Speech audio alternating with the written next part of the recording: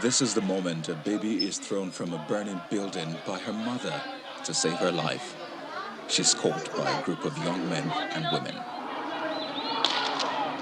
This is just one of the chaotic scenes that have emerged from South Africa in the aftermath of protests which erupted over the jailing of former South African President Jacob Zuma.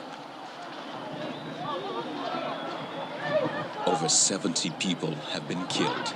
Many of the deaths in Gauteng and KwaZulu-Natal provinces occurred in chaotic stampedes as thousands of people stole food, electric appliances, liquor, and clothing from stores. Shopping malls and warehouses have been ransacked or set ablaze in several cities, mostly in Zuma's home in KwaZulu-Natal province and the financial and economic center Johannesburg and surrounding Gauteng province. More than 1,200 people have been arrested in the lawlessness. On Tuesday, some COVID-19 vaccination centers were closed, disrupting urgently needed inoculations.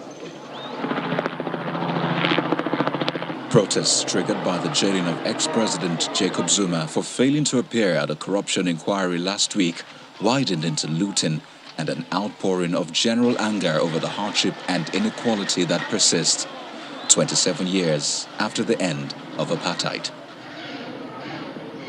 About 2,500 soldiers have been sent onto the streets to help outnumbered police contain the unrest.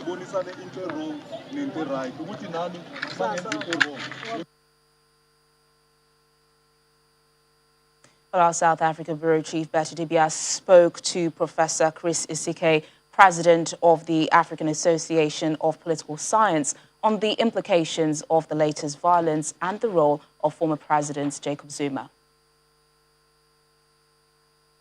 It is to some extent about Zuma, but everything we're seeing now is what I call a combination of organized violence and protest looting. Protest looting as different from looting that accompanies protests before now. This is there's now an economy that people are enjoying from protests. So when people, for example, have needs, they just kind of wait for the next protest to meet those needs. So there's an economy that is emerging from that. But apart from that, and which is also a function of the criminality we see, apart from that, this is organized deliberately by a section of the political class to destabilize the country and give a semblance of inability, a semblance of weakness from the part of the ruling class, especially the president. The president addressed the nation twice in 24 hours, and he's been criticized quite a lot about probably the body language or the toughness of his words to the people, even while announcing that the SANDF will be deployed. How is the handling so far of this? Could it have been prevented, to get to this point? Because the signs were there. Yes, the signs were there. Many people have said that it's a failure of intelligence because if there ought to have been intelligence gathering even before the arrest of the president. The intelligence should have picked up that there was going to be a reaction of some sort. Some of these things have been threatened by sectors of the political class before now. There was talk about making the country ungovernable. Not just by even not directly by former President Zuma, but close associates of his. So I would say that there's been a failure in that regard, and there's also been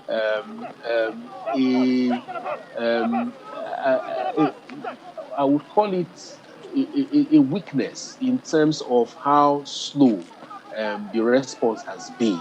If they are measured, if they are deliberate, the government would have been able to achieve the whole purpose of public law and order policing, with of course working with the military to deter people, because the whole idea of public maintaining law and order is deterrence. But there needs to be cooperation, a sync between intelligence, between the police, and between the military. Because the military don't have intelligence; they just stay on the streets to prevent, these actions from happening. But they need to then get intelligence about where these operations are going to happen next, so that they can be stationed in those places to prevent these occurrences. Yes. Now, if you were the president's advisor, what would you be telling him? We've heard calls for state of emergency, some nationwide, some to the 2 provinces where this has been going on. What would you be saying to him if you had the opportunity?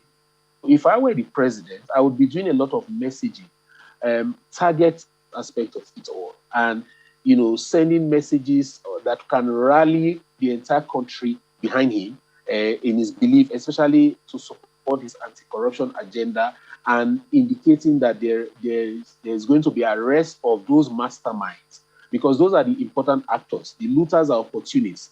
Okay, so the focus shouldn't be too much on them. Of course, we can deter them, but the real targets that I would be targeting as president, it's not just it's the masterminds, not just to arrest them, but to delegitimize them by making them look as enemies of the state.